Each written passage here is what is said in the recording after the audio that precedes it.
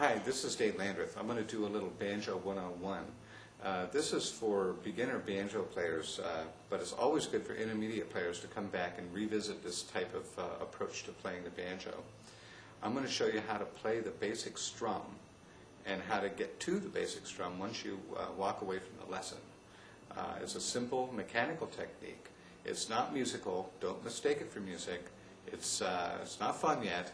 It's just going to be mechanics, and I think it'll be very helpful, and it will set a foundation for future banjo playing. This is a basic way you hold your hand for playing clawhammer. Some people are index finger players, which I am. Some people are middle finger players. In that case, you would stick your middle finger out a little further. You'll have to decide for yourself which one you're more comfortable with. For the sake of the lesson, though, we'll go with the index finger. You hold your hand like this. It's sort of my banjo gang sign.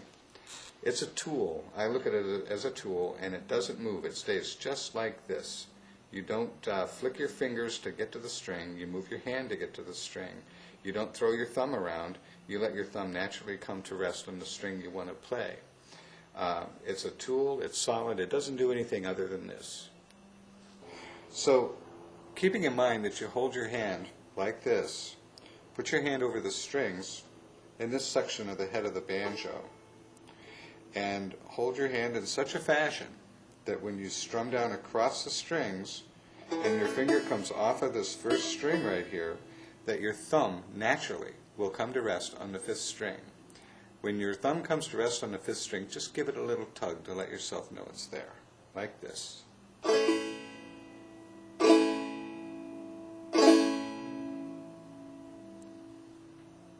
Now we'll do that together.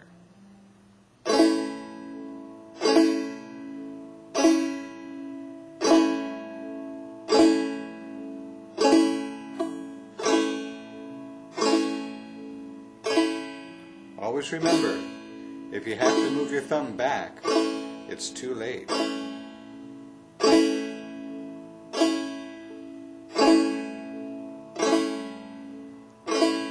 At any point, you can stop the video and review this without it running. Now, considering that you've got this worked out, doing the strum down and catching your thumb on the fifth string, we're ready for the next step, which is pulling the thumb off of the fifth string. At the end of the strum, just pull it off like this. Pull sort of out away from the head, not down across the strings, but out away from the head. So you're pushing in with the strum and out.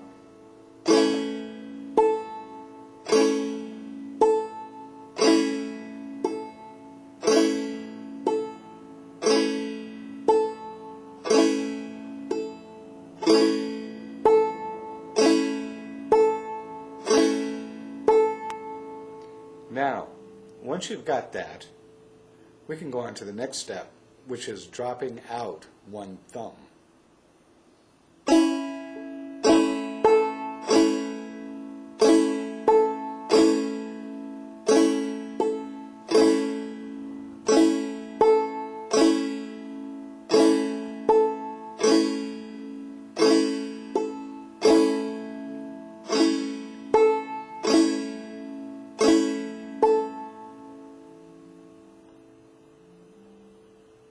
Now, once you've got that, I'll show you how this works.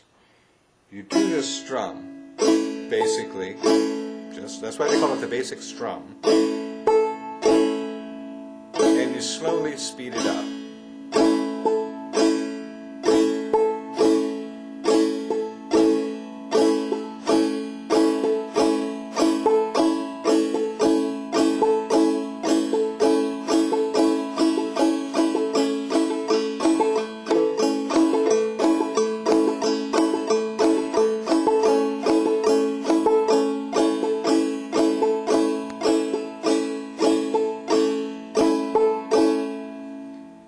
You go as fast as you can go until you begin to fall apart.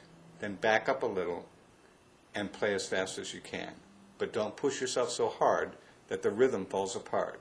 When it starts to come unglued, which it will, just go back to the beginning.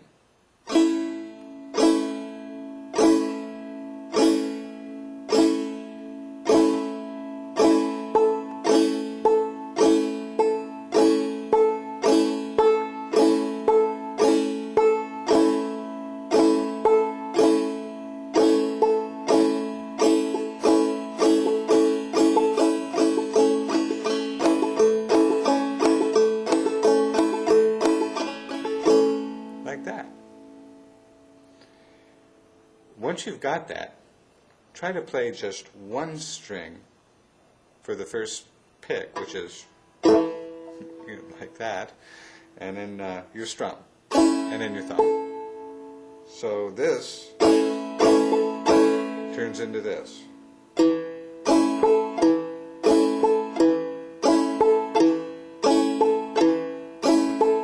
This is very simple, and it's all mechanical. It's not music yet. And you can alternate strings for that first pick. It's like 1, 2, and 1, 2, and 1, 2, and.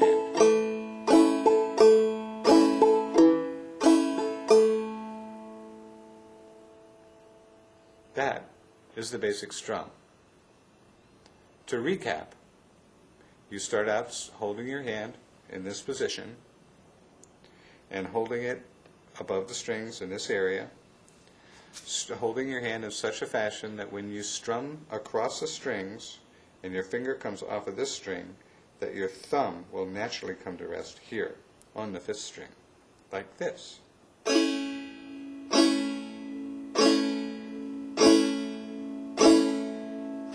And once you've got that going, pull the thumb off. And once you've got that going and you're comfortable, skip a thumb. Even the thumb you skip, always catch it on the 5th string. That's just good practice. And then you speed it up.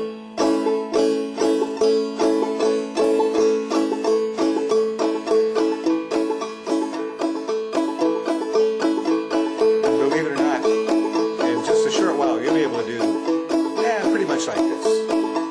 But be patient, have fun.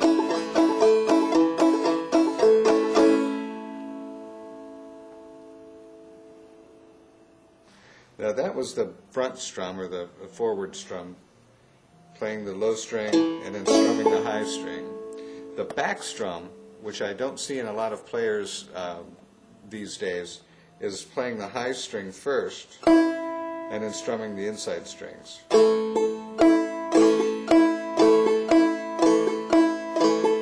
I call that a back strum. It's good to practice both until they are body memory, until you can remember them without thinking about them. I always tell people that the day I knew I had the strum down was the day that I could play the strum and talk about how to tune up a Volkswagen or anything.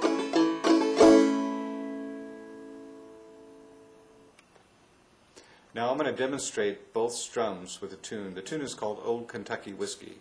You're going to see me drop my thumb once in a while, but don't pay attention to that. Just forget about it.